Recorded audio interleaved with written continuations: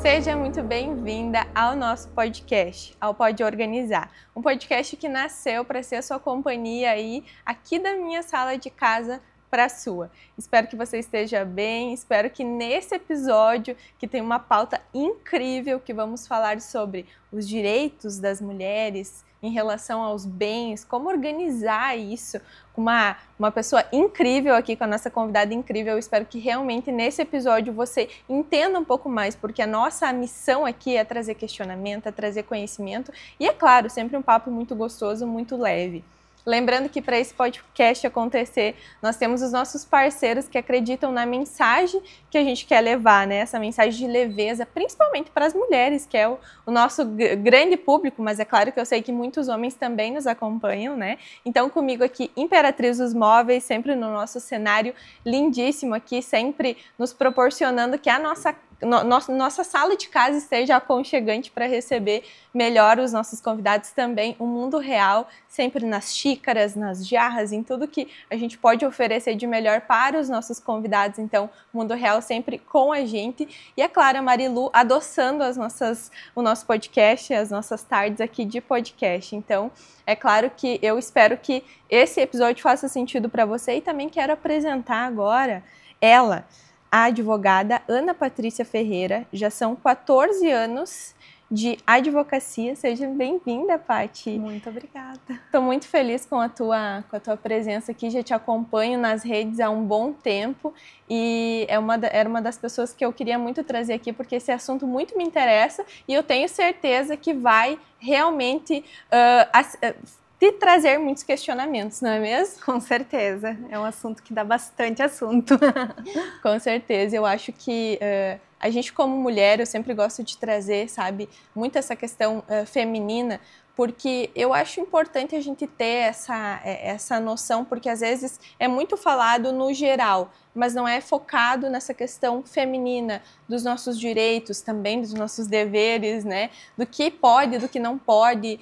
Qual que é a melhor questão? Antes a gente conversava sobre essa organização que é tão importante para fechar ciclos, para iniciar novos ciclos. Então, tu tinha me comentado que tu já trabalha muito nessa questão de família, né? Isso, trabalho bastante com famílias. Como que te acendeu essa vontade? Não, eu quero focar aqui, esse é o meu foco, eu gosto de trabalhar com as pessoas aqui do mesmo grupo, digamos assim.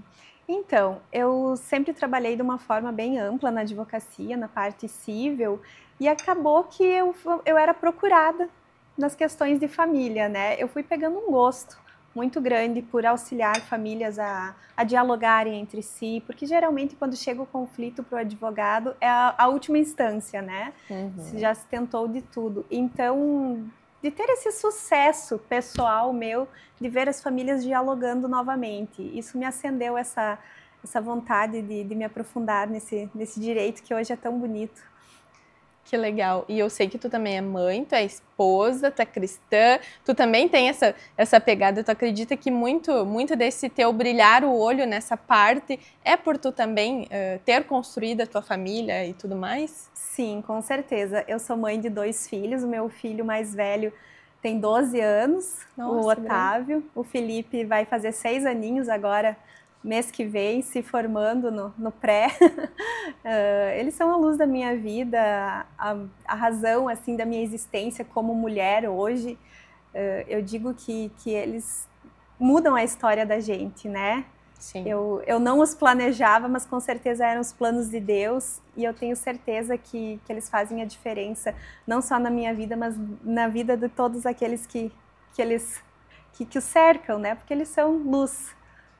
E essas questões de família, até na questão da seara cristã, eu também vejo isso como uma missão, né? Uhum. De nos colocarmos diante desses conflitos com amor, com paciência, com perseverança principalmente, porque não é fácil. Às vezes até com o nosso próprio cliente. Muitas vezes chega a outra parte, né? Acusando, agredindo verbalmente, mas às vezes é o nosso próprio cliente que faz isso. Então eu digo que é muita paciência e perseverança da nossa parte com os nossos clientes também, né? Que nem sempre são as pessoas que estão sendo vítimas ou nem sempre são as pessoas que estão sendo injustiçadas. Perfeito. E Paty, eu acho que eu gosto muito de iniciar para a gente ter essa linha assim. Uma coisa que se fala muito pouco e que eu acho que nesse podcast a gente pode falar um pouquinho mais sobre isso é sobre dinheiro, sobre bens de um casal. Eu acredito que esse papo teria que ser um papo de quando você está conhecendo outra pessoa, você está iniciando ali um namoro e você está nesse pontapé inicial, digamos, o que eu quero, né? Como que vai ser a questão do dinheiro? A gente vai separar? Como que tu lida com o dinheiro? E eu vejo porque eu já passei muito por isso. Então, é uma coisa que teria que ser assunto de conversa. Por que tu acha que que esse assunto em si, ele é tão assim... É como se tu deixasse ele invisível, é como se falar de dinheiro e de bens fosse algo que vai te ofender, como se eu falar sobre isso eu estou sendo interesseira, ou se ela me perguntar sobre isso ela está querendo que é meu, ou que a gente vai construir junto. Como que tu vê isso lá no início? Por que tu acha que não se fala sobre? Hoje, primeiramente, eu acho que não se fala mais sobre isso em virtude da facilidade dos relacionamentos, né? A gente pode colocar aí a união estável, em que de um namoro para união estável vai de um dia para a noite, né? Então não é necessário você falar sobre bens para ter uma união estável. É necessário você conviver junto com a pessoa com o ânimo de constituir uma família, publicamente e com alguns outros requisitos. No momento em que você vai procurar um cartório para realizar um casamento ou vai procurar a sua igreja, você tem trâmites, você tem um passo a passo, você precisa publicar um edital, você precisa escolher o regime de casamento que você vai seguir. Então eu acredito que um pouco dessa facilidade afastou as pessoas de conversarem a respeito disso. Além de ser um tabu, realmente, porque quem escolhia, antigamente, quem escolhia um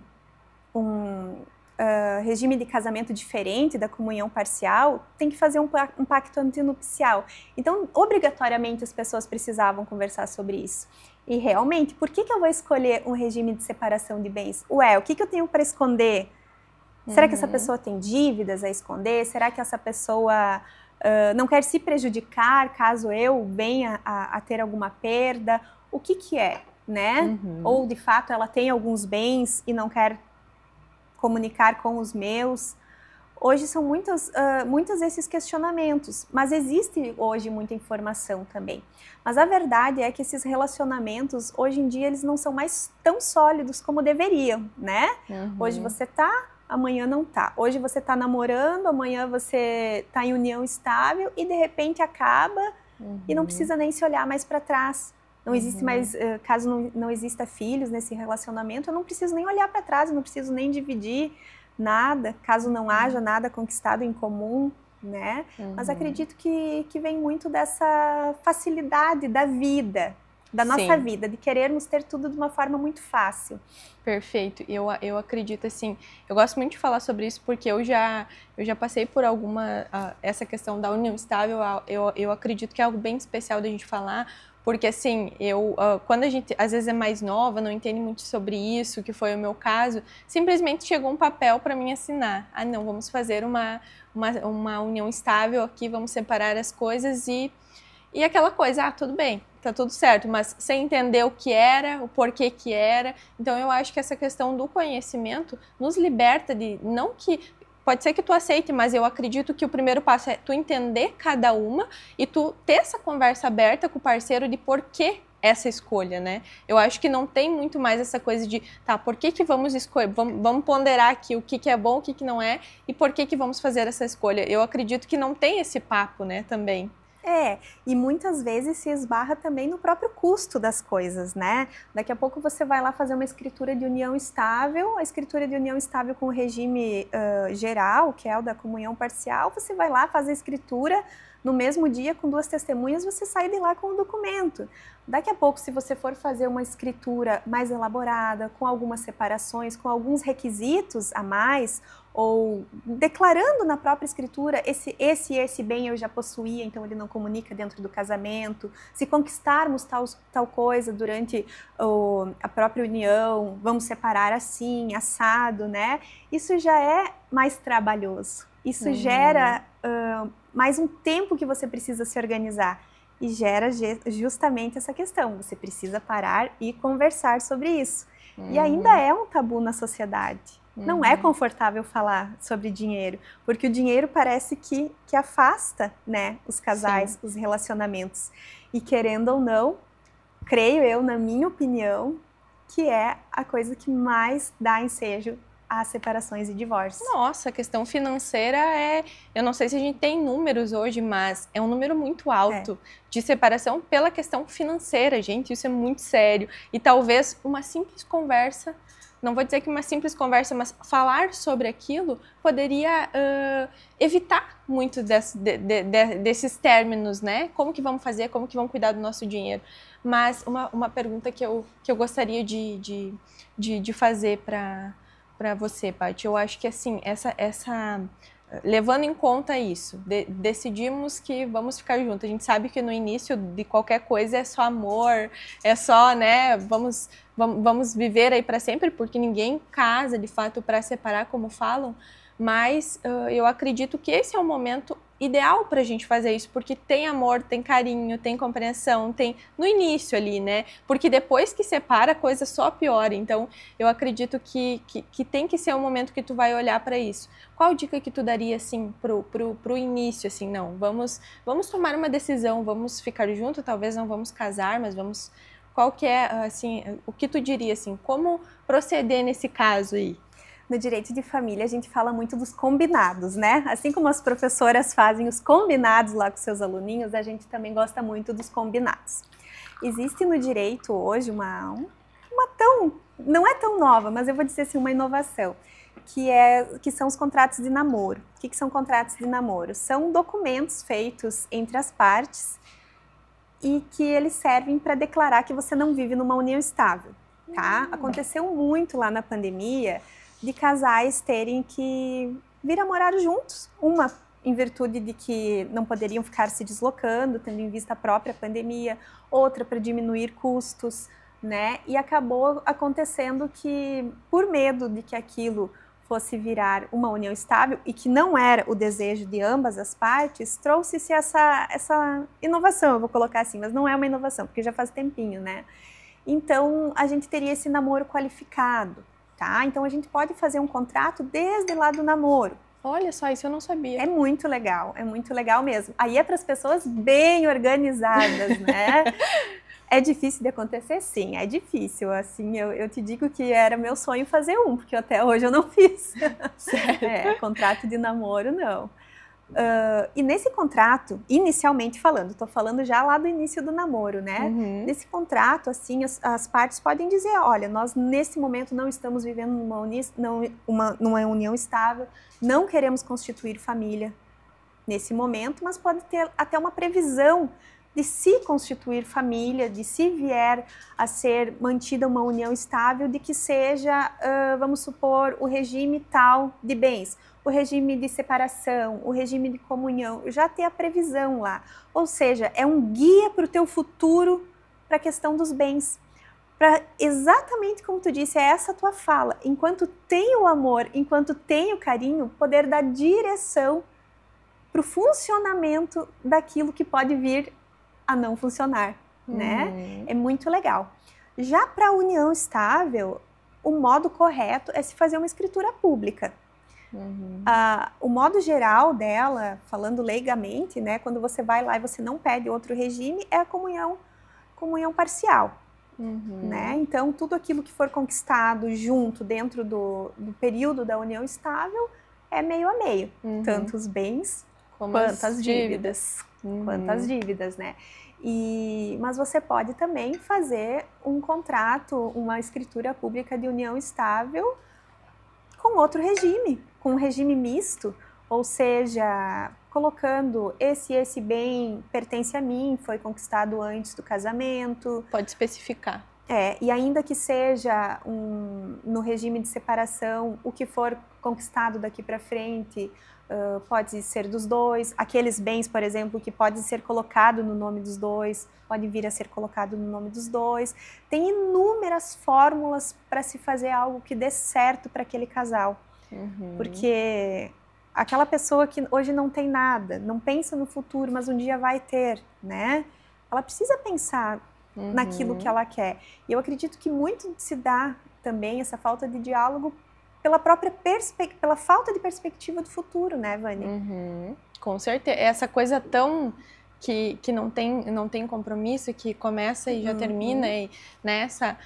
Mas muito interessante. Agora eu quero, em relação, por exemplo, se vir um filho nesse contrato de namoro aí, o regime, só se o regime muda, pode ir para uma união estável, como que...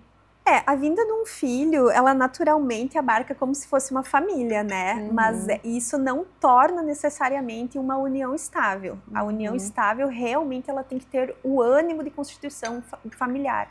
Tanto é que dentro de um namoro pode existir a vinda de uma criança e mesmo assim não ter constituição de uma união estável. Então, o que fica valendo seria esse contrato que está ali, né? Se ele prevê isso também, né? Por isso que eu te disse, né? Teria que prever também a alteração de situação, né? Se alterando a situação, inclusive podendo colocar isso na vinda de um filho. Muda a coisa. Muda, Para quem não entende, Paty, eu gosto muito de trazer essa informação. Quais que são esses regimes que a gente mais vê aí? O que é o parcial? O que é a divisão total? Tu consegue explicar para nós o que é esses mais comuns, digamos assim? Sim, os mais comuns hoje são o regime de comunhão parcial, que é aquele que você vai lá no cartório e é o mais baratinho, né? Que é só você fazer o edital e levar as testemunhas lá no dia, você assina. A partir do dia do casamento, né? A partir da data do matrimônio, tudo aquilo que for conquistado durante o período do casamento vai ser dividido metade e metade, né? A não ser que se receba alguma herança, alguma doação com cláusula restritiva para aquela pessoa, né? Que recebeu, no caso. Mas, tirando isso, dívidas e bens são divididos pela metade. O regime de separação total é aquele que nenhum bem se comunica, ou seja, nenhum bem vem para dentro do casamento. Uma pessoa assim que já recebeu uma herança, que já tem uma empresa constituída, que já tem alguns imóveis, ela pode se casar e aqueles bens não vão se comunicar dentro do casamento, né? E os bens que vierem a ser conquistados depois também. É só dela, não... No caso, os bens que for conquistado depois, mesmo estando com a outra pessoa, ainda segue sendo só da...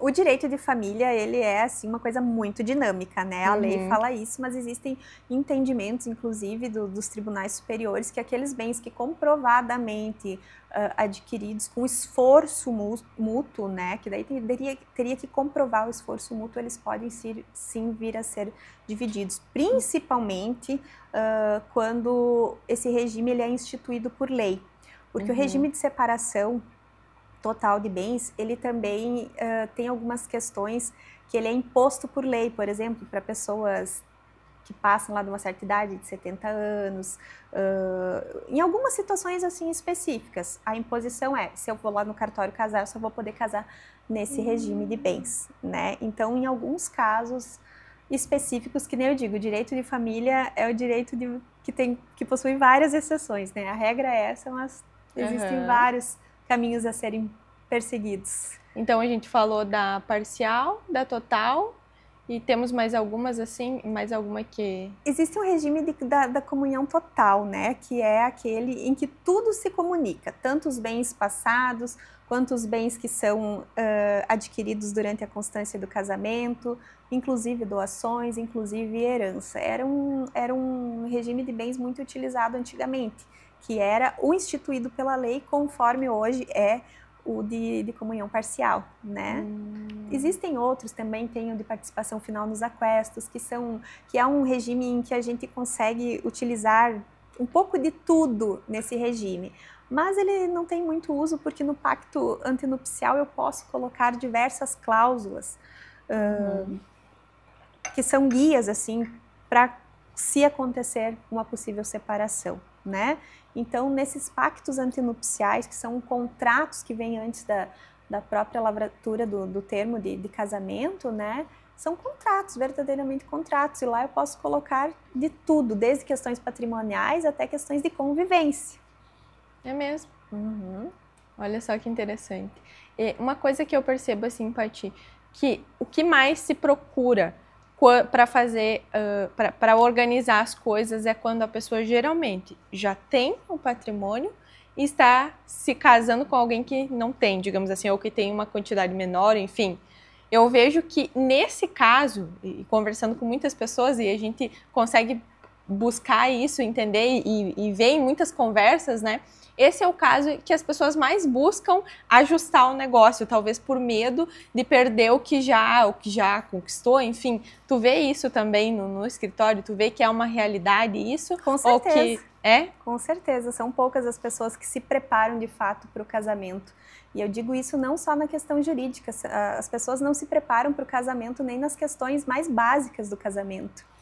Eu estava dando uma olhada esses dias, né, nas questões mais básicas assim de casamento. O próprio Código Civil diz quais são os princípios que devem nortear o casamento e a união estável, né? Se tu for ver, como assim tem que ter na lei que a base do casamento é a lealdade, a fidelidade, o mútuo cuidado, a mútua assistência. Isso seria algo que todo mundo deveria saber, né? Mas é isso aí, precisa ser colocado taxativamente em lei, né? Tanto é que eu digo assim, ó, deveria ser obrigatório curso para casais. A gente vê isso bastante na Igreja Católica, né? Sim. Quando a gente vai se casar na Igreja Evangélica, como foi o meu caso, como eu já estava há 12 anos com o meu parceiro, né? A gente não recebeu nenhum curso, mas precisa desse debate com os noivos, sabe? De coisas básicas. E às vezes a gente esbarra bastante nisso, Vanessa, porque às vezes é preciso a gente conversar com os nossos clientes até essas questões de mútua ajuda, de mútua assistência. Ah, mas a Vanessa tem lá o salário dela, mas se a Vanessa para de trabalhar, é autônoma, o que vai acontecer com ela se ela não tem o recebimento lá do benefício dela? Ou se por conta de um benefício o rendimento dela cai? Até isso nós temos que orientar. O parceiro precisa ajudar, ele tem o dever legal, caso fosse casado, né? Então existem deveres legais que as pessoas não conhecem também, Vanessa. Agora que tu falou isso, deixa eu te perguntar. Tem algum caso que o casal, por exemplo, vai lá no teu escritório porque assim, muita gente na internet isso é muito, qual que é o certo? É o homem pagar as contas? É a mulher? Tem todo esse papo e a gente sabe que é o casal que vai organizar ali, mas acontece do casal ir até o escritório para ter essa discussão de que não, a gente ganha a mesma coisa, como que vamos fazer? Ele ganha mais que eu e ele não quer contribuir a mesma coisa. Tu já teve algum caso assim? Eu já tive um caso bem assim, um caso bem emblemático lá do escritório. Um casal assim que estava se dando muito bem, veio um filho, ela parou de trabalhar e depois voltou a trabalhar quando o nenê, eu acho que completou um ano e pouquinho, mas ela não voltou a receber aquilo que ela recebia antes, natural, ela recomeçou, porque ela havia interrompido a carreira, né? Então, eles tinham um acordo de dividir igualitariamente as contas da casa. Então, quando ela começou a trabalhar, ele exigiu que ela contribuísse da mesma forma que antes, metade e metade. Então, nós tivemos que conversar, sim, com eles, que o que acontece? A contribuição, ela é de acordo com aquilo que você ganha, né? Vamos supor, a Vanessa ganha 10 mil reais, o teu companheiro ganha 20 mil. Ou seja, ele ganha... É injusto dividir. O dobro, né? A divisão, ela é proporcional. As contas da casa dão 10 mil, você vai contribuir com a tua proporção, ele vai contribuir com a proporção dele. Se vocês quiserem ter uma conta junto, algo nesse sentido ainda, para guardar um dinheiro, e quiserem contribuir de forma igual, tudo bem. Mas pelos princípios do direito, não existe uma regra tutelada no direito para isso, né? Tudo que a gente usa, assim, são regras de lógica e de princípios, né? Que a gente vê na sociedade. E questão, assim, que a gente usa bastante, a gente tira isso um pouco da questão dos alimentos, né? Das pensões, como que funciona, como que cada genitor tem que prover para o seu filho. Então, a gente parte desse princípio. E se precisa de alguém, de um terceiro, para dizer como que tem que ser essa organização, a gente orienta nesse sentido. As contas da casa são essas, tá? Você vai contribuir conforme você ganha, coloca lá os 2 salários ou os 2 rendimentos, né? Eu ganho tantos por cento menos, ele ganha tanto por cento mais, ou o inverso, e cada um proporcionalmente vai contribuir com o valor diretamente ligado ao que ganha. E deu certo a conversa? Em princípio, sim. Vamos ver. Tomara que não seja esse o motivo de briga, de discórdia, né? Mas eu acredito que não. Eu acredito que é uma coisa que é para facilitar, né? Porque antes as mulheres, e a gente vai entrar nesse papo também, as mulheres eram exclusivamente donas de casa, não tinham uma renda que entrava, e depois a gente foi para o mercado de trabalho, graças a Deus, hoje a gente tem esse direito de poder trabalhar, ter nossas coisas, enfim, trabalhar fora ou não, muitas escolhem, né? E eu acho que isso é uma coisa, eu falo, porque eu recebo muitas mensagens, Paty, no meu Instagram, que são, assim, 96% mulher. Muitas mulheres tomaram a decisão, junto com o marido, de que vão parar de trabalhar fora para trabalhar muito mais dentro de casa. Então, assim, filho nasceu, não quero colocar na escolinha, vou ficar em casa, vou me dedicar, sei lá, até os 2 anos da criança, vou cuidar da casa, não vai ter funcionária, mas eu vou estar cuidando de tudo. Isso é uma das coisas que eu mais escuto, Vani, eu me sinto muito culpada por não estar trazendo dinheiro para dentro de casa, por não estar contribuindo, por não estar trabalhando. Aí quando elas falam isso, eu piro, né? Eu penso, cara, como assim tu não estar trabalhando? Tu é cozinheira, tu é motorista, tu é babá, tu é faxineira. E aí, essas mulheres, elas não veem o valor no trabalho que elas desempenham ali, né? Então, tomaram a decisão, o casal tomou a decisão, mas conforme o tempo vai passando, essas mulheres se sentem... Não sei exatamente a palavra, mas não se sentem merecedoras, sabe? Não, esse meu trabalho realmente é uma coisa valiosa, que eu estou criando aqui outro ser humaninho, né? Então, o que tu diria, assim, nesse caso? Tem alguma maneira da gente organizar? A mulher não trabalha fora, mas, por exemplo, o marido trabalha fora, E é claro, gente, nem todo mundo vai ter essa possibilidade, porque sim, é algo, digamos assim, privilegiado, a gente pode falar, falando bem a real, sabe? Muitas mulheres, eu queria ficar em casa, mas não posso, porque a família precisa das 2 rendas e tá tudo bem. Mas agora, a família pode, o marido consegue organizar tudo ali e a mulher pode ficar em casa. Tem algo assim que pode ser feito, ou enfim, tu já viu talvez, do marido também dar uma contribuição financeira? Eu acho isso muito interessante para a mulher, no trabalho que ela desempenha ali, para que ela tenha também a renda dela, que ela tenha essa autonomia de, não, eu tenho meu dinheiro, eu tenho talvez guardar esse dinheiro. Nessa visão, tu acha que é algo interessante? Tu acha que a lei traz isso de alguma forma ou não? A lei propriamente não, né? Mas os combinados, aqueles que eu te falei. O que pode ser feito num caso desses? Antes de tomar essa decisão, poder fazer o seguinte combinado. Eu vou parar a minha carreira por 2 anos, vamos supor, por 3 anos, tá? E se de comum acordo entre o casal eu permanecer mais um tempo, em virtude de alguma necessidade do filho, vou ficar mais um tempo, podendo ser prorrogado por tanto tempo, né? Primeiramente, de tomar decisão de quanto tempo, ou conforme a necessidade. Tudo isso de uma forma que pode ser feito tanto no pacto antinupcial, já prevendo isso, né? Quando você vai lá, antes de casar, decidir quem que vai trabalhar, como que vai ser sustentada a casa, onde vamos morar, qual é a religião escolhida do casal, que é muito importante também, como vamos criar nossos filhos, se vamos tê-los, né?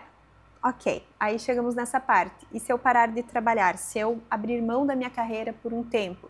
O que pode ser feito para essa mulher que está nessa situação e se sentindo ainda culpada, né? Eu acredito que, primeiramente, a coisa essencial da vida, assegurar o pagamento de uma previdência, tá? Porque a conta chega um dia, né? E eu não estou dizendo a conta chega ali no 3º, 4º ano, um dia chega a conta lá no fim da vida, na velhice, né? E essa mulher aí que trabalhou em casa, talvez não contribuiu para o INSS, não fez uma previdência privada, ou qualquer outro modo de previdência, né? Existem casos assim que a gente viu também que um bem imóvel seria a previdência de uma mulher. Nós vamos deixar isso aqui para ser o teu INSS, né? Essa mulher falou, isso aqui vai ser o teu INSS. Mas tem que estar no papel, né, gente? Acordo de boca depois não vale, né? Tem que estar no papel, tem que procurar um advogado para fazer. Outra questão também bem importante que pode ser prevista num contrato, num acordo escrito, novamente eu digo, é a questão: caso a mulher pare de trabalhar, tendo ela sua carreira tal, por 3 anos, o cônjuge que continuou trabalhando, continuou se desenvolvendo, vai pagar uma pensão após a separação para a cônjuge, né, para a mulher que parou de trabalhar por tantos anos. Vamos supor, ela parou de trabalhar por 3 anos, pode-se acordar lá um valor, ter algum valor base, né, por 1 ano e meio. Né? Para ela se recolocar no mercado de trabalho. A previsão de alguma poupança para cursos, alguma coisa nesse sentido. A gente está falando de pessoas que têm possibilidade, né? A maioria das nossas pessoas aqui na cidade, pelo menos, não tem também essa possibilidade, né, Vanessa? Então, fica meio restrito. A pessoa para de trabalhar, mas eu só digo uma coisa: continue estudando, mesmo que você pare de trabalhar, porque pode chegar sim um momento, e eu não estou falando nem de separação, eu estou falando que pode chegar um momento que você vai ter que voltar a trabalhar, né? E isso é a coisa mais verdadeira que eu posso dizer hoje aqui. Às vezes 2 pessoas dentro de uma casa trabalhando e tem que correr atrás da máquina, já não é fácil, né? Não é fácil. E deixa eu te perguntar, hoje tu comentou nesse caso de se separar, tem algo na lei que diga assim, não, eu me dediquei a uma vida, a casa, ser dona de casa exclusivamente, criei os filhos e tudo mais, e chegou a acontecer uma separação. Tem algo na lei que dê segurança para essa mulher, no sentido de alguma pensão, como tu disse, por algum período de tempo, ou não tem isso, ou é algo que vai ser colocado com o juiz lá, com essa organização? Sim, existe a previsão de pensão diretamente para a mulher, né? Mas ela precisa de provas concretas de que ela realmente dependia do cônjuge, de que realmente ela dedicou a vida, ou o período de tempo que esteve, né? Porque às vezes a gente fala assim, dedicou a vida, mas daqui a pouco foi um casamento de 5, 10 anos, e nesse período ela esteve fora do mercado de trabalho.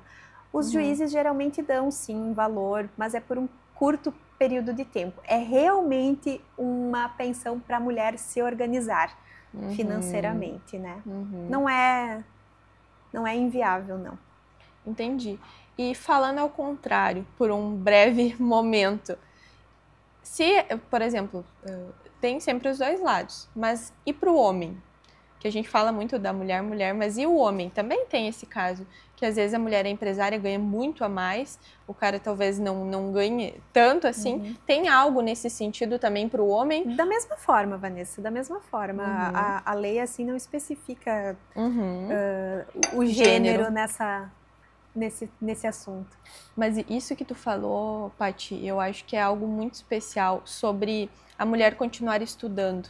Porque muitas acham que é uma sentença no sentido, agora sou dona de casa, sou mãe, e é isso aí, é lavar louça, e não buscam mais essa questão de leitura, de estudar, de buscar estudar algo que gosta. Eu acho que isso que tu trouxe é muito especial, porque meio que a vida vai perdendo sentido. E eu falo isso porque eu recebo muitas mensagens de mulheres falando assim, tá sem sentido ficar aqui com as crianças. Por mais que a gente sempre tenta mostrar assim, não, olhar para a realidade, para o dia a dia, para esse ordinário do dia a dia, com olhos de amor, mesmo assim, a mulher meio que se perde por não se sentir de fato valorosa ali dentro daquele contexto, né? Eu acredito que isso também traz um senso dela estar também, às vezes o marido tá fazendo curso, tá indo, tá fazendo, tá crescendo, e ela tá ali, ela tá dentro de casa fazendo um papel super importante, mas não tem que ser uma sentença de não continuar buscando nas condições que ela tem, né? Quem pode ficar em casa, pelo menos nos primeiros anos dos seus filhos, eu falo que é um privilégio. Eu, quando tive o Felipe estava com 40 dias, eu estava com ele no escritório, né? Amo meu trabalho e tudo, mas eu fico lembrando às vezes disso. Poxa vida, por que eu fiz isso, sabe? Necessidade? Não tinha necessidade, né? Mas às vezes a gente quer demonstrar pra gente mesmo que a gente pode, que a gente consegue. E eu chegava cedo no escritório, o Fábio subia com o carrinho lá pra cima e eu ficava com ele no carrinho. Com o Otávio eu fiquei mais um período em casa. Mas é um privilégio você poder ficar em casa, pelo menos nos anos iniciais, porque a família, ela é o suporte de tudo, ela é a base de tudo. Como a gente costuma falar na igreja, a família é o nosso primeiro ministério. Se você não dá o teu melhor dentro da tua casa, para a tua família, para os teus filhos, para o teu marido, para a tua esposa, para o teu companheiro, o que vale as coisas lá fora? O que vale, né? Então não tem... Aí, se você não é feliz dentro da tua casa, tu vai fazer o quê fora de casa? Vai passear? Passar um tempo? Né? Porque às vezes o que essa mulher tá precisando é realmente dar uma desanuviada da cabeça. Assim como se fosse no trabalho, a gente também tem um período de descanso, a gente também tem o final de semana para desanuviar a cabeça, porque a gente também não ficaria 24 horas no nosso trabalho, assim como é a nossa casa, né? Então a gente precisa ter essa primeira pontualidade dentro do nosso coração. A minha família vem em primeiro lugar. A minha família, a minha casa, o meu lar, as coisas da minha casa. Tudo ficando bem aqui, eu posso fazer isso depois. Com a graça de Deus, vão ter outros dias, né? Eu sempre penso dessa forma, que a gente precisa o nosso melhor e o nosso primeiro olhar para dentro da nossa casa. Nem sempre vai ser com excelência, nem sempre vai ser com o nosso melhor sorriso, nem sempre vai ser com a nossa melhor atitude, mas sempre com o nosso amor, né? E daí depois sim, olhar para fora, para o trabalho, para as conquistas, não olhar também para as conquistas do parceiro ou da parceira que está lá na frente, às vezes buscando, né, com um olhar assim que não é inveja, mas desejoso, de competição, né? Porque tudo é questão de fase e tudo passa, tudo passa. Esses dias eu publiquei um Reels, eu nem sei de quem que é, mas que ela abria a gaveta e tinha fraldas. Daí ela abria, tinha cuequinhas, e daí ela abria, tinha fantasias. E daí ela abria, tinha camiseta de futebol. Eu já passei por todas essas fases dos meus 2 filhos. Sim. Cuequinha, fantasia e futebol, agora eles querem outras coisas, né? Sim. E então as coisas passam muito, muito, muito rápido. É um privilégio poder estar em casa. Se puder trabalhar também, excelente. Por isso que eu digo, sempre estudando, sempre se qualificando, buscando cursos. Hoje em dia a internet nos permite não ter limites para isso. Cursos acessíveis, cursos gratuitos, né, Vani? Então não tem por que não se manter atualizada. Ah, que especial isso. Esses dias eu também fui tomar um banho, tinha um porquinho assim, né, no box do banheiro, eu olhei para aquilo, eu pensei, eu tenho que tirar uma foto disso. E eu pensei, daqui 10 anos, já digo 5 anos, não vai mais ter um porco aqui no box do meu banheiro. Então, como é especial, a gente realmente, talvez, isso já falando para as mulheres que estão em casa, cuidando da casa, que talvez você pode estar se sentindo cansada, sobrecarregada, porque é o normal, como disse a doutora Joana, que ela disse, quem está em casa trabalha mais que eu, que sou médica, mais que o presidente, mais que, né, fortalecendo isso. Então, eu acredito que olhar para isso de uma maneira mais valorosa nos ajuda a encontrar sentido naquele ordinário do dia a dia, né, e ver que realmente as coisas passam. Então, que especial isso. Agora falando, doutora, sobre essa questão de tudo bem, organizamos isso aí, mas chegou um momento que o casamento não deu mais. Ou, por exemplo, já vamos para outro caso, teve uma agressão física dentro ali do casamento, teve algo que saiu como, que não era o esperado, né? Não era o que, sempre dizem, a gente não casa para separar, mas aconteceu. Como que chega para ti isso? Tem algo assim nesse sentido que é um momento muito delicado? É algo que tem a dor, por exemplo, vamos falar da agressão, tem a dor da agressão e ao mesmo tempo tem toda essa questão judicial que tu tem que lidar com bens, com filhos. Como que chega para ti isso e como que tu tenta ter esse olhar mais amoroso para essas situações? Primeiramente, eu quero falar assim, principalmente quando tem as agressões com filhos, né? Ou que os filhos presenciam. O que mais me toca nas situações que vêm para mim é quando a mãe agredida e eu pergunto, vamos pedir a suspensão do direito de visitas? Porque quando o filho presencia, né, alguma agressão, ele é exposto àquela violência, né? Teoricamente existe esse direito, né? A maioria das mães diz, não, deixa ele conviver com o filho, foi comigo. Mesmo ela tendo esse direito, mesmo a criança tendo esse direito, eu vejo o quanto as mulheres ainda são tão mães, protetoras e que ainda sabem distinguir essas questões. Então, assim, ó, isso me toca profundamente, sabe? Da maioria das mães que eu recebo, que eu acolho. Então, elas conseguem diferenciar, né? Ainda que seja um direito da criança.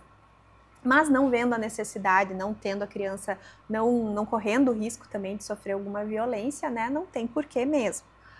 Então, é muito difícil, é muito doloroso ter que lidar com a questão dos bens, com a questão de guarda quando tem filhos.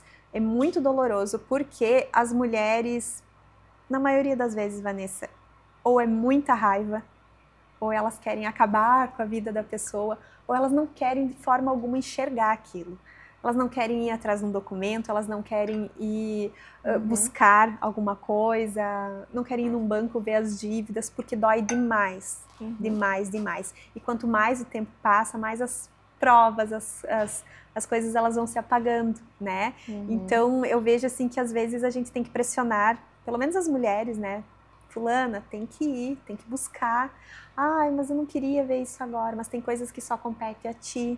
Né? Então eu digo para essas mulheres assim terem muita força, sabe? Porque não são coisas que dá para passar por cima e nem para deixar para depois. É a mesma coisa do luto, Vanessa, quando morre um familiar e você tem que ir atrás de documento. Eu acho horrível isso. A pessoa falece e você tem que ir primeiramente, né, em busca do óbito, depois verificar o que a pessoa tem, o que deixou, é banco, é isso. É uma dor terrível. Quando acontece uma agressão dentro de um casamento, é a mesma coisa. É muito dolorido, né? O sentimento é terrível, né? E eu vejo que, assim, como tu disse, isso é muito bonito. Não sei até que ponto é bonito, mas, né, a gente da mulher realmente não... Mesmo que o outro não pensou em ti, mesmo que o outro colocar o filho em primeiro lugar, colocar né? o filho em primeiro lugar. No processo no processo de violência doméstica hoje, quais que são os passos que a mulher precisa para provar? Ela tem que, para provar que aconteceu de fato essa violência, tem que ter, eu não sei se passa pela delegacia, se tem fotos, o que hoje... imediatamente procurar a delegacia, né? No momento em que puder já sair, pegar o seu filho, né? Ou qualquer coisa que possa colocar em risco a segurança dos filhos, né? Primeiramente, procurar a delegacia, caso não consiga o atendimento imediato, sim, fazer fotos, ir para o hospital. No hospital eles conseguem atestar, né? Nem que seja uma marca, alguma coisa, lá o médico pode atestar, porque eles têm também essa orientação.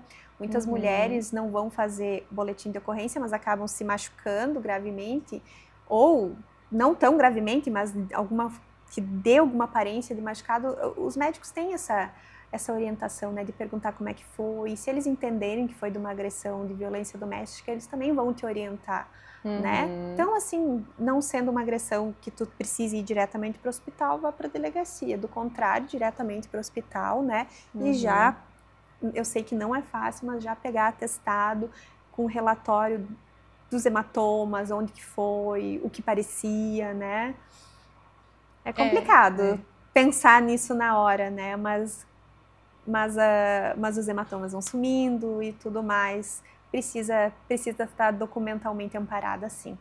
E, por exemplo, não fiz isso na hora, as marcas sumiram, e quanto tempo eu ainda tenho para registrar a ocorrência da agressão? Geralmente são 6 meses, 6 né? meses. Mas, enfim, se aconteceu uma vez, né, esse fato, ele meio que prescreve. Aí, se você convive ainda com essa pessoa, vai acontecendo, né, acaba por puxar todo o histórico, né? Você pode resgatar todo esse histórico, né? Perfeito. E é claro que a gente fala muito sobre essa questão da violência física, mas a gente tem várias outras violências que também se enquadram, né, que podem ser denunciadas, digamos assim. Entre elas também essa, não sei como que chama essa da questão financeira. É a violência patrimonial. Violência patrimonial. Um exemplo muito claro disso, que está em alta hoje. Vamos comer, né? Olha essa coisa mais linda. Obrigada. Vamos olha que continuar amor. nosso papo. Hoje o que está muito em alta são as apostas. Naqueles sites de apostas, né? Acho que o mais famoso, eu acredito Tigrinho. que é o Tigrinho, né? Hoje, então, assim, nós temos muitos homens, principalmente, envolvidos com o vício de apostas. Eu estava lendo uma matéria esses dias a respeito disso. Eu gosto muito de estudar sobre os vícios, né? Porque por muito tempo eu fui presidente da comunidade terapêutica feminina Barbara Maix, que atua no tratamento de mulheres que se viciam, né? Em drogas, álcool, enfim. O vício do jogo é a mesma coisa. E eu li, dentro da reportagem, mulheres lá no Reclame Aqui, dos sites, que tem sites de apostas, por favor, cancela a assinatura do meu marido, ele já vendeu tudo aqui dentro de casa. Enfim, isso é uma violência patrimonial claramente explícita, que a gente vê assim na cara. Assim como se fosse um viciado em drogas que tira as coisas de dentro de casa para comprar droga. Ali, no caso, é pro Tigrinho, né? Tanto é que deu toda aquela polêmica da questão do Bolsa Família ser usado para isso e tudo mais. Isso é uma clara evidência da violência patrimonial.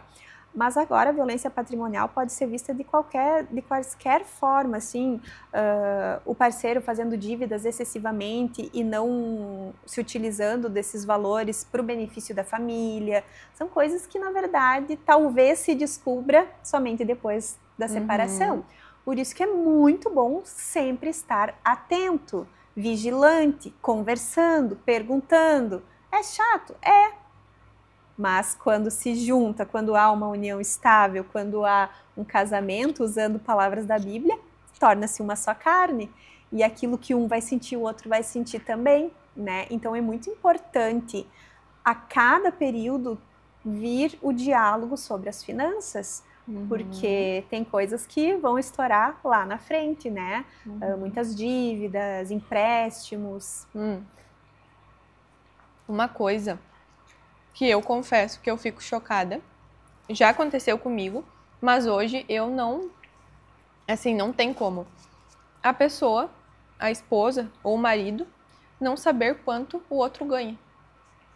Tipo assim, eu tudo bem, às vezes né, vai passando a coisa, mas assim, tu não tem um planejamento, é mostrando que você não tem um planejamento com a pessoa, então a pessoa não tá, às vezes eu tô conversando com, eu não sei quanto que ele ganha, então como se a mulher tivesse vergonha de perguntar pro próprio marido, que é uma só carne, como tu falou, quanto que ele ganha no trabalho, se seja empresário, se não seja. Então, eu acho que já começa aí o negócio, né? De tu não ter essa... Porque aí, vamos dividir as coisas? Beleza, vamos dividir. Mas como que a gente vai dividir se eu não sei quanto tu ganha?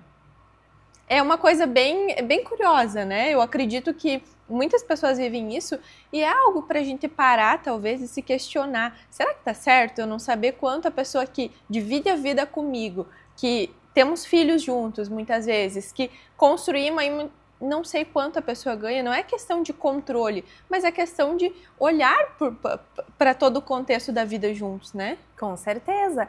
A parte financeira faz parte da vida, né? Assim como a espiritualidade, assim como a educação, a parte financeira é sobrevivência. e fere os princípios do próprio casamento e da própria união estável, previstos em lei, lealdade e respeito. Fere profundamente, né? Nós temos que ser leais, abertos, sinceros. E mesmo que não haja esse diálogo prévio, mesmo que você não tenha feito essa organização, esse planejamento, não tenha definido um roteiro, um guia para todas as questões, nunca é tarde para sentar, conversar, colocar na mesa. É isso e isso que eu recebo, é isso e isso que eu tenho de gasto nesse sentido. Tenho essa empresa, é assim que funciona dentro da empresa, mesmo que não comunique dentro do casamento, né? Porque daí daqui a pouco a pessoa olha lá, um bem é a empresa, né? A empresa é isso aqui. Mas dentro da empresa tem isso e aquilo. É importante sim saber, é importante, né? Até a gente vê muitos casos semelhantes no sentido de quando separa, que vai descobrir o que tem e o que não tem, né? Porque hoje em dia não tem esconder, né? A gente consegue determinar uniões estáveis aí por geolocalização, por mostrar que moravam um na casa do outro, mesmo sem ter um documento comprobatório. O teu celular, meu celular está ali, ele está dizendo que eu estou aqui, né? Olha só, se eu consigo acessar isso por determinação judicial. É possível isso? Sim, vínculo de emprego hoje é dado. Teve uma decisão muito interessante, não cabe no direito de família, mas a moça dizia que trabalhava 3 vezes por semana como faxineira, como doméstica, né? E a mulher dizendo, não, ela trabalhava uma vez. Ela conseguiu a quebra desse sigilo através da geolocalização e foi constatado que ela estava lá 3 vezes por semana. Da mesma forma, você consegue comprovar que todas as noites dormia lá. Alguma coisa assim. Os meios hoje de comprovação são praticamente todos eletrônicos, né?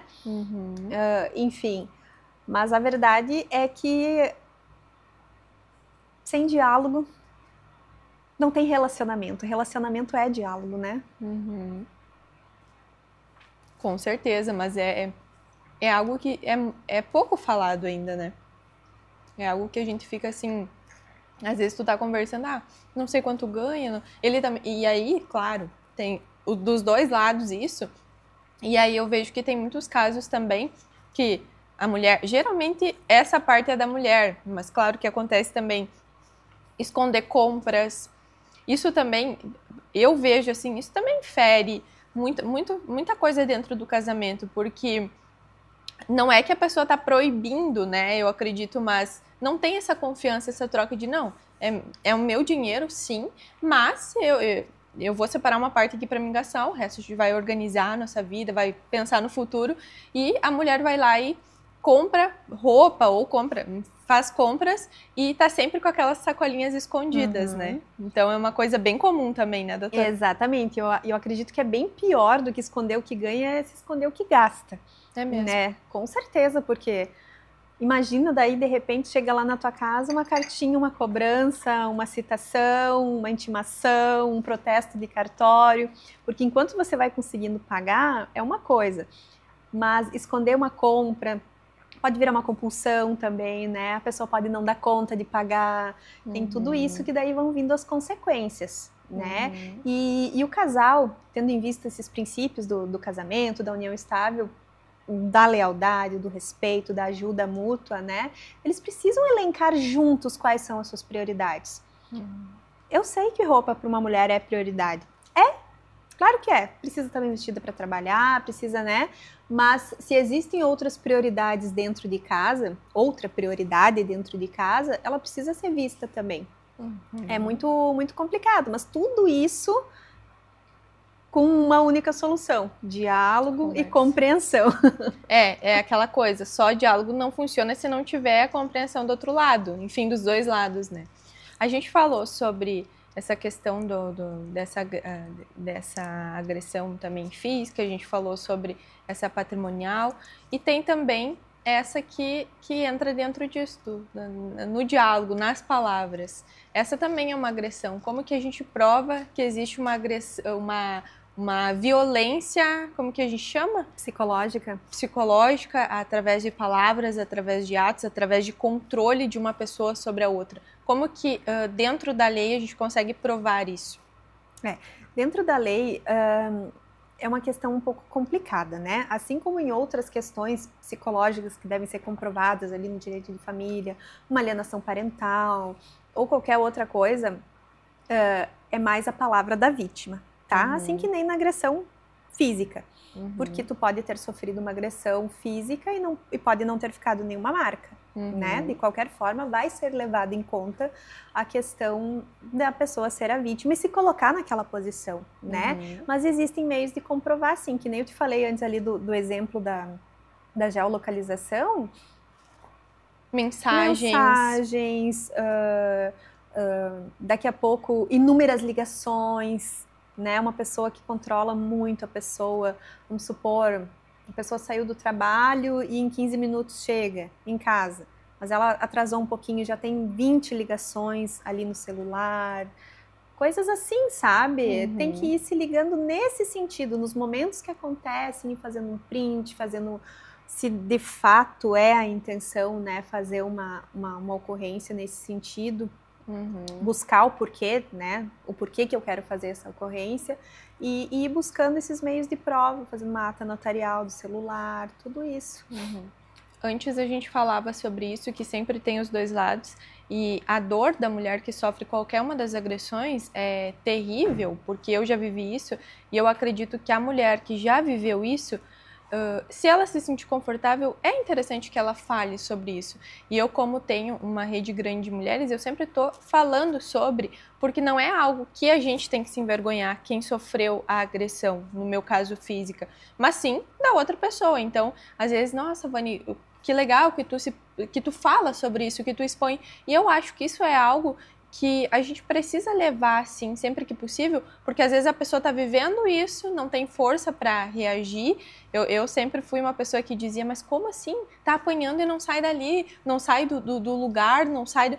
Mas depois que a gente tem filho, depois que a vida adulta chega, é muito fácil tu olhar só com esse olhar de... É só sair dali. Mas tem tanta coisa que envolve, né, doutora, que é assim...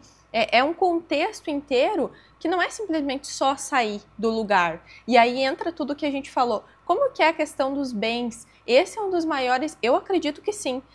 Não sei em números, mas acredito que essa questão da agressão, muitas mulheres não saem do ambiente com o agressor porque não tem condição financeira de fazer isso, né?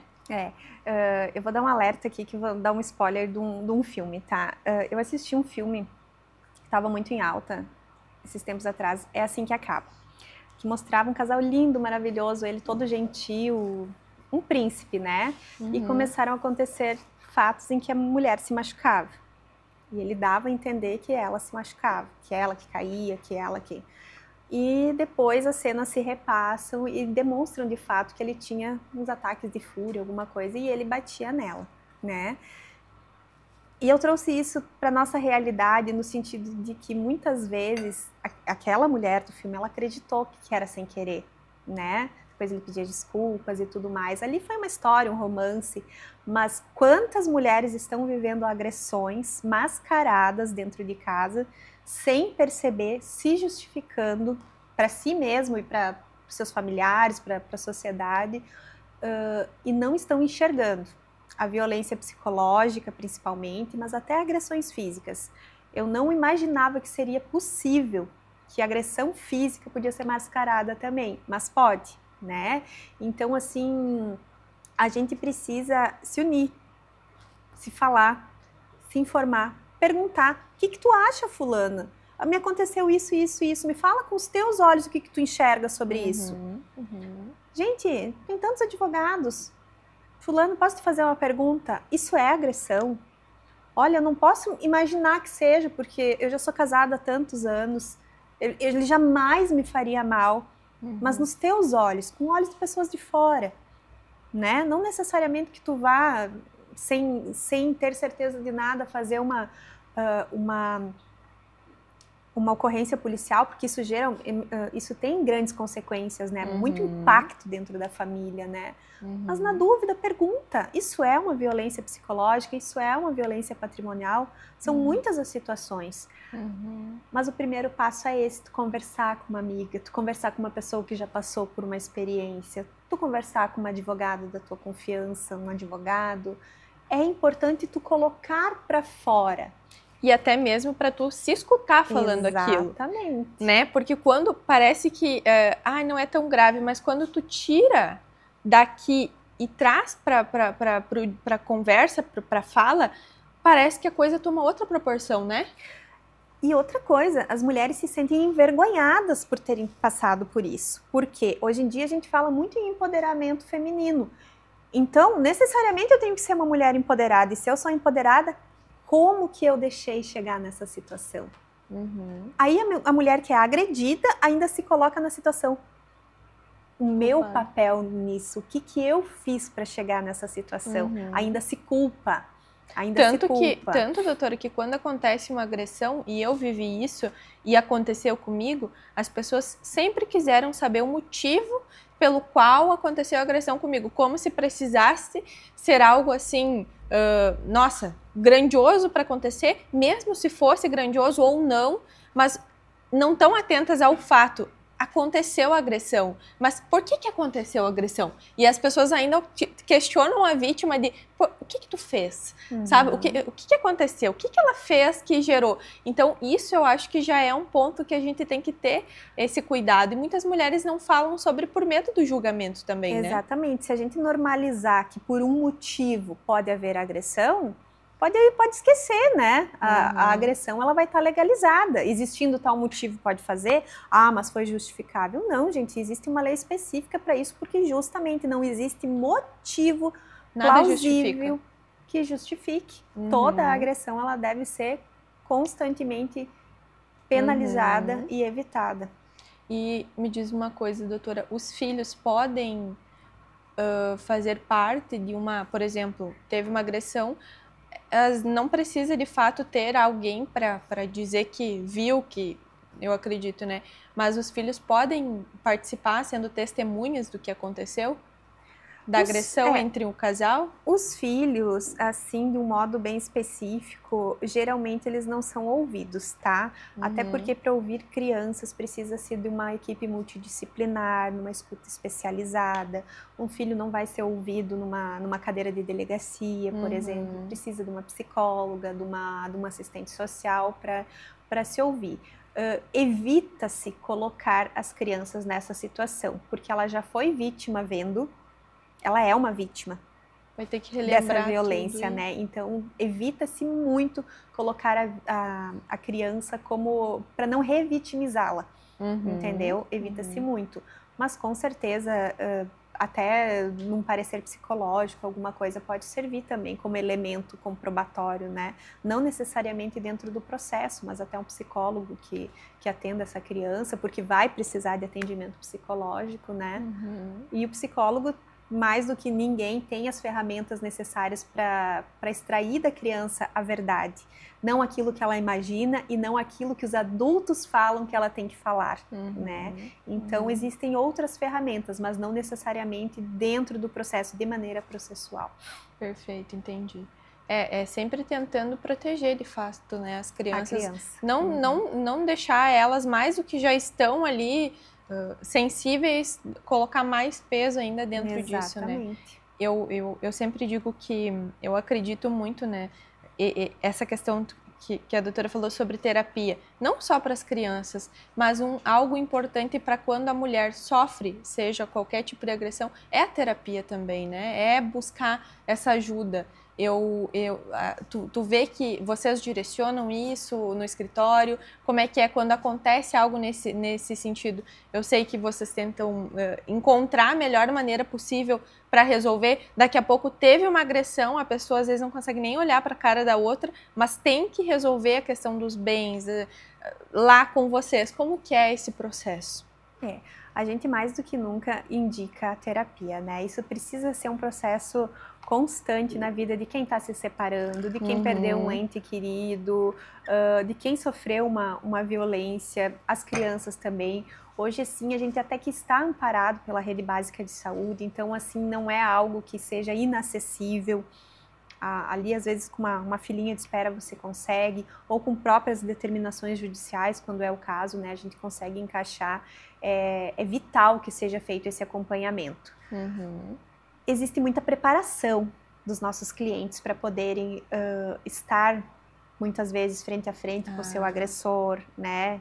A gente pode evitar ao máximo. Não é o primeiro contato, né? A gente pode evitar ao máximo, porque o próprio juiz vai entender que não há condições de se fazer um acordo, por exemplo, naquele momento, né? Então, vai indicar que os advogados conversem para um acordo e não nas sessões de mediação, né? Que são obrigatórias, mas em alguns casos em que agressor e vítima não podem estar no mesmo local, não tem como, né? Então, existem outros mecanismos também para não ter esse enfrentamento. E tem muita terapia nessa sala de atendimento de vocês aí? Tem muita fala, tem muito... será que não dá pra gente tentar resolver aqui, já ir com... Porque sempre vai passar pelo juiz, mas dá pra mediar de maneira, assim, mais saudável possível, digamos assim? Esse é o meu sonho, trabalhar com quem quer fazer acordos, né? Mas é todo dia os conflitos chegando, que é muito bom também, que a gente consegue auxiliar, e aquilo que era um conflito muito grande acaba sendo só uma separação, acaba sendo só um distanciamento, né? Mas a gente aconselha bastante. O nosso trabalho vai bem além do jurídico, né? A gente consegue... Bem sensível. Jamais a gente se coloca na posição de psicólogo, cada um tem a sua formação e a sua capacidade técnica, mas às vezes essas pessoas não vão nos ouvir ir para um psicólogo. Então nós temos que ter essa responsabilidade de ouvir, de acolher e de mostrar caminhos alternativos, porque quando a pessoa chega com muita raiva, principalmente raiva, só enxerga uma saída, né? Ou não enxerga nenhuma. Então, nós que temos essa experiência e passamos já junto com os nossos clientes por diversos casos, a gente consegue apontar outras soluções. Às vezes não é o esperado, então às vezes a gente tem que bater um papo com o próprio cliente, fazer um convencimento, aqui é o melhor e tal. É bem desafiador. Eu imagino. Deixa eu perguntar uma dúvida minha nesse sentido. Hoje, por exemplo, aconteceu uma agressão física, a mulher não tem família, não tem para onde ir, não tem... O Estado em si, ele tem um espaço para receber essa mulher que sofreu essa agressão física, que não pode ficar no mesmo espaço com o agressor, mas que ao mesmo tempo não tem condições financeiras para buscar esse... Hoje temos ou não temos? Hoje na região nós não temos. No Rio Grande do Sul nós temos 2 ou 3 casas que abrigam mulheres vítimas de violência doméstica, tá? São casas que eu diria que são... Não é bem a palavra, mas são camufladas assim em bairros, são casas normais, mas com segurança, né? E essas mulheres são colocadas lá. Na nossa região não existe esse lugar. Eu vejo assim que a rede de proteção à mulher faz às vezes milagres aqui, né? Vão tentando com um, vão tentando com outro, às vezes a mulher já saiu de casa, mas podendo, a mulher deve chamar a brigada, né? E fazer com que o agressor saia. Essa seria a hipótese mais viável, principalmente quando não tem uma rede de apoio. Mas quando a mulher precisa sair, né? A própria brigada auxilia, a polícia civil a encontrar uma solução. Tem alguns lugares ali que é de nosso conhecimento, né, que eles abrigam a mulher, seja por 1 ou 2 noites, até conseguir um local, até conseguir se deslocar para outra cidade com a família, ou até que cesse o perigo iminente, né, porque às vezes foi só aquela agressão do calor do momento, né, mas quando existe a possibilidade de contínua ameaça, daí sim precisa se buscar essa proteção, e daí sim é encaminhada para esses órgãos, para essas casas, né? Que daí é o indicado, né? É muito bonito na teoria, né? Digamos assim, algumas coisas que não, tem que denunciar, tem que sair, tem que... Mas na prática, às vezes, a pessoa não tem para onde ir, vai fazer o quê? Vai fazer o quê? Então, eu sempre digo que quando aconteceu comigo, eu tinha uma família que me auxiliou, que teve... Mas, assim, muitas mulheres, e eu sempre digo, né, que a mulher que tá passando por isso, ou que passou por isso, ela não tem que se sentir envergonhada de seguir ali. Às vezes, ela não vê opção, e até mesmo, às vezes, não tem opção, mas eu sempre digo que é, sim, buscar essa ajuda, buscar essa... De pessoas, assim, de entender se realmente está acontecendo isso, se realmente tem alguma maneira de eu sair dali, porque eu tenho que lidar com a dor, eu tenho que lidar com a questão das crianças, eu tenho que... É uma série de coisas que nos deixa sensível, então às vezes a pessoa, não, é melhor eu ficar aqui do que tentar buscar isso, né? Então, esperamos que cada vez mais a gente tenha esses lugares para ser esse apoio, né? Das mulheres, dessas mulheres que sofrem de fato essa agressão, né? Eu acredito que tudo tem que ser feito de uma forma bem racional, né? Eu acredito que a agressão, quando chega de fato, provavelmente já teve alguns indícios antes, né? Então, dessa mulher, assim, se questionar realmente, e se precaver, né? Caso aconteça. Claro que não vai ficar provocando, né? Que nem tu falou assim, qual é o motivo? Mas a gente tem que ter sabedoria, sim. A gente tem que ter sabedoria de como lidar.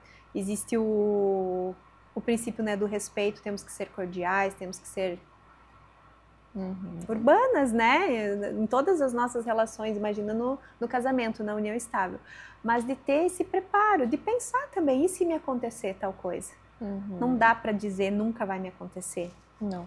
Ninguém conhece uma pessoa tão profundamente que possa realmente colocar a mão no fogo por ela. Às vezes são casamentos aí de anos e acontece, né? Com certeza. A gente vê às vezes senhoras aí que dedicaram a vida inteira e depois, e eu não tô falando de um casamento que nem o meu, de 12, 13 anos, tô falando de casamento de 30, 40 anos, né? Pode acontecer.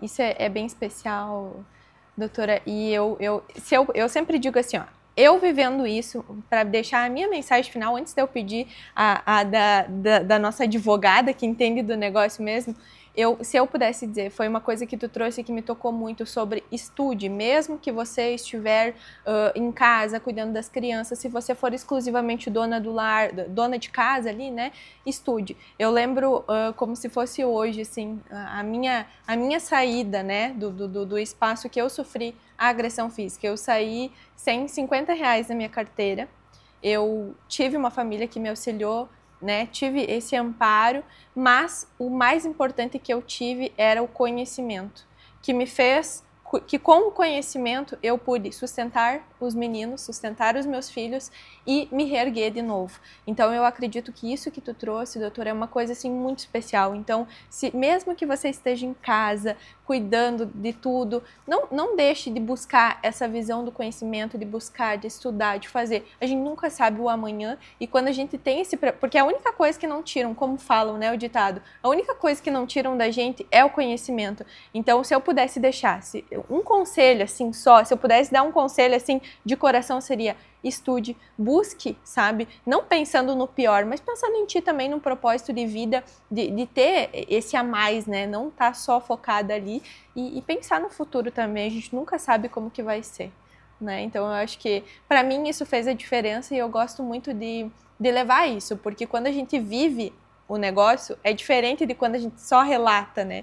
Então isso fez a diferença para mim. Eu espero que você guarde no coração isso. Doutora, se você pudesse deixar, você pode, vai fazer isso agora, uma mensagem, principalmente para as mulheres que estão nos acompanhando em relação assim à questão do dinheiro, dos bens, em relação a todo esse contexto, o que tu diria assim do teu coração para essas mulheres que estão nos ouvindo? Mulheres, além de estudar, além de se qualificar, além de pensar no lado profissional, não deixe que um relacionamento seja o motivo para uma dor de cabeça grande. Um relacionamento é para ser leve, é para ser tranquilo.